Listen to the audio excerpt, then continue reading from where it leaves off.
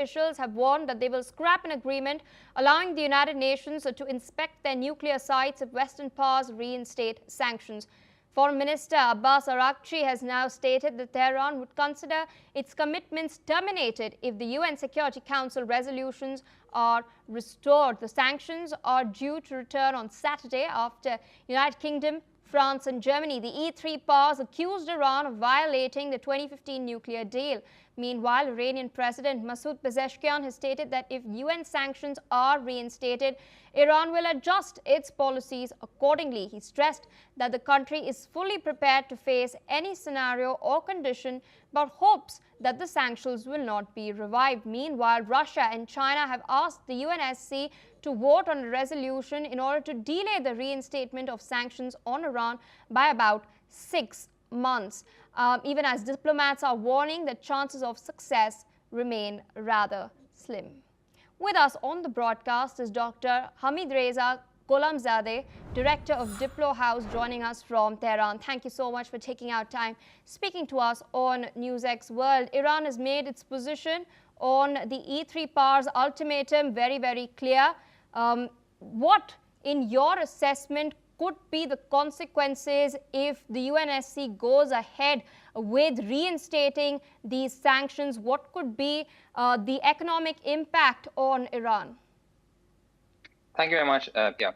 The most important impact of this act of European Troika is not against Iran, and the sanctions is not the most important impact and effect of this incident. It is going to put a little pressure on Iran, because whatever the European sanctions is supposed to make Iranian economy difficult, harsher and stronger ones have already been imposed by the Americans. So Iran has been dealing with the American unilateral sanctions for so long, and even since the Trump's first administration, in which he imposed maximum pressure campaign against Iran, and he himself admitted at the end of his term that it was a failure. And Biden did not remove those sanctions, and they have remained in place. And now the Americans are imposing more and more sanctions. All these things are much stronger than the European Union sanctions.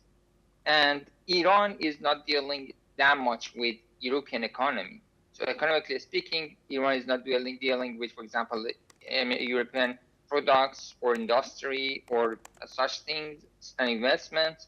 So it doesn't mean that if the sanctions return, it would be a harsh blow to Iranian economy. No, it's not like that. And even the UN security resolutions that are supposed to return, the 5 resolutions, they are not targeting Iranian oil industry, which is the main source of income for the country. And thus the resolutions are not going to affect the Iranian oil export either. But what is happening in between is that the Europeans are killing the international norms, and they are killing international regulations, because the way they fought against Iran and the way they brought this to the Security Council was against international law. And that's something that the Russians and the Chinese warned against that. Actually, the Russians sent a letter to the Security Council and the Secretary General of the United Nations last November in 2024. They said that this procedure cannot be triggered by Europeans because it was the Europeans who did not fulfill their commitments within the JCPOA. According to the JCPOA's text, Europeans and the Americans were supposed to lift the sanctions, and if they lift the sanctions and Iran, then this next item says, if Iran is economically benefiting from the JCPOA and removal of the sanctions, then Iran accepts limitations on its nuclear program. So the first part of the condition has not happened, so the second part cannot be happened either. So they cannot expect Iran to accept limitations while they have not removed the sanctions. They actually followed the steps of President Trump in his first term, and they left the sanctions, the JCPOA. They were supposed to establish this insects mechanism, as they called it at that time, but they failed to do that. They did whatever the Americans dictated them at that time and right now. So what happens then? By killing the international norms, the world order, the current world order, would be even weakened more than what has been weakened so far.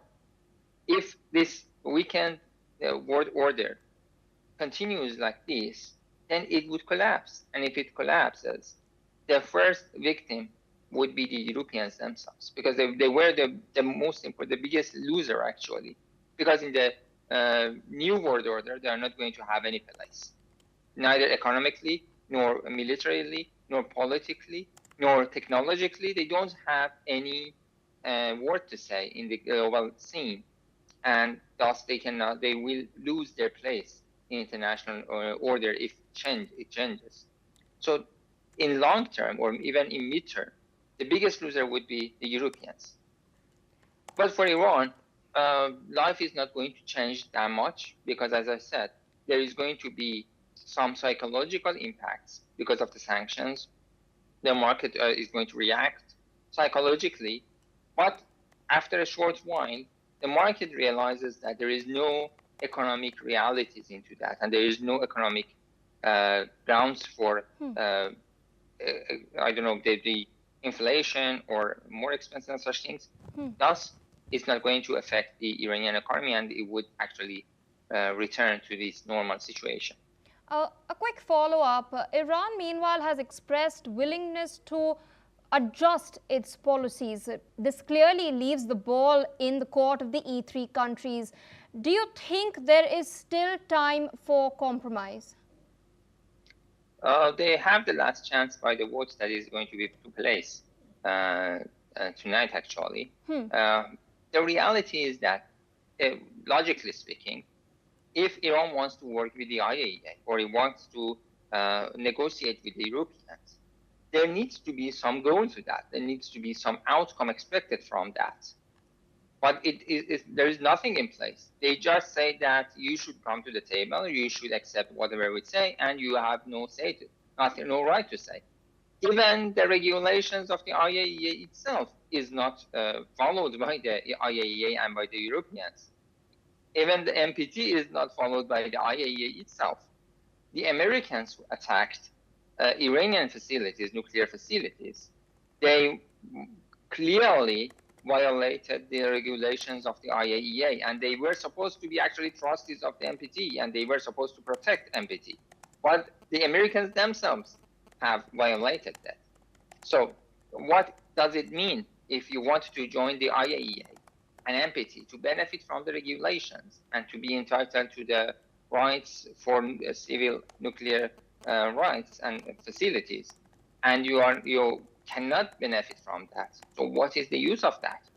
So yes, just like what happened after the recent war that we had, in which it was clear that the IAEA had paved the ground for the Israelis to attack Iran, and they had transferred information to the Israelis and to the Americans.